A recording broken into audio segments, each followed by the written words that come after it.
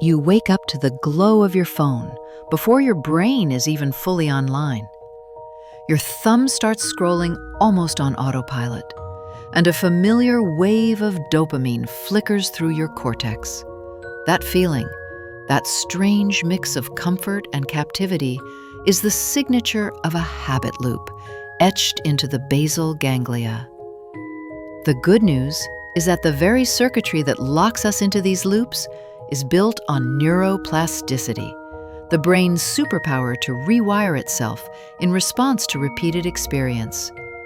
Plasticity is not a childhood privilege.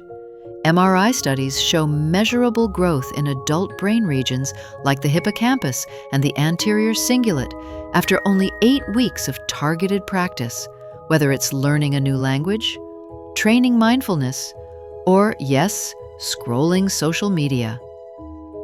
Think of every habit as a 3-part play.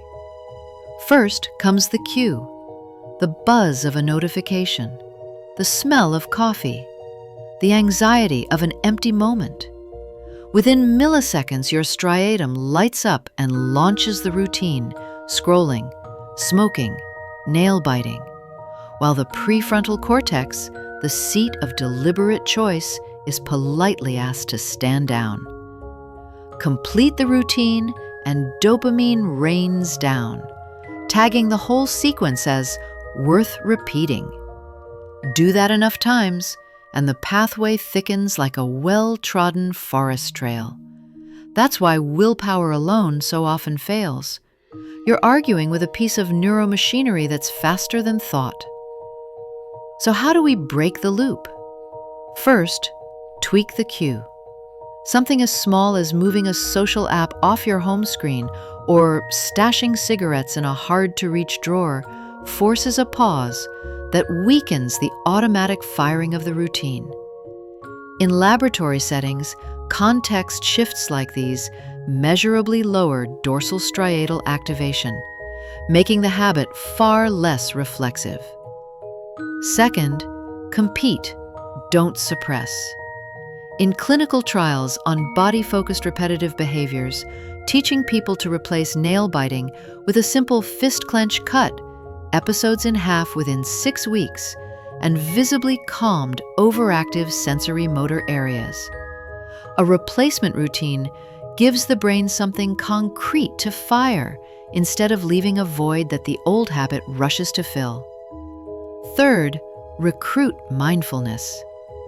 8-week programs consistently thicken gray matter in regions that govern attention and shrink the amygdala, the brain's panic button. That biological upgrade buys you the extra half-second you need to choose. Fourth, move your body. 20 minutes of brisk walking spikes BDNF, a growth factor that fertilizes synapses, priming the brain for change long after your heart rate returns to baseline. Finally, celebrate micro wins. A quick verbal "nice" or a check mark on a paper tracker might feel cheesy, but it delivers the dopamine that seals the new routine in place. Here's what it looks like on an ordinary Tuesday. You notice that you automatically open Instagram the moment you unlock your phone. Tonight, you drag the icon to a folder on the 3rd page. Tiny friction, big effect. You add a 1-minute breath break sticky note to the lock screen, forcing a mindful inhale before any app can open. During that minute, you do 2 shoulder rolls, your pre-planned competing routine. You stack the new habit onto something that already happens, say, after your morning coffee, so the brain can piggyback on an existing neural highway. And when you finish, you tick a box on paper. That box is small, but it is chemical gold. Over days, the initial urge to scroll weakens. The shoulder rolls and deep breaths begin to cue their own micro-rewards. Your prefrontal cortex grows more decisive. The basal ganglia silently rewires. And one morning, you realize you've read 3 pages of a book before breakfast instead of falling into the doom scroll. This isn't magic or moral virtue. It's synaptic remodeling. dendrites retracting from an overused path and sprouting toward a new one you watered with repetition. Plasticity also explains why persistence beats motivation. Motivation is a spark. Plasticity is wet clay that must be shaped while it's soft. Skip the heroic resolutions and focus on repeatable actions so small they feel almost ridiculous. The clay doesn't care whether you felt inspired, only that the pattern fired again. Give the brain reliable reps, and it will repay you with structural change that motivation alone can't match. So, tomorrow morning, when the phone vibrates and your thumb twitches, remember, your neural wiring is not destiny. It's a living circuit waiting for instructions.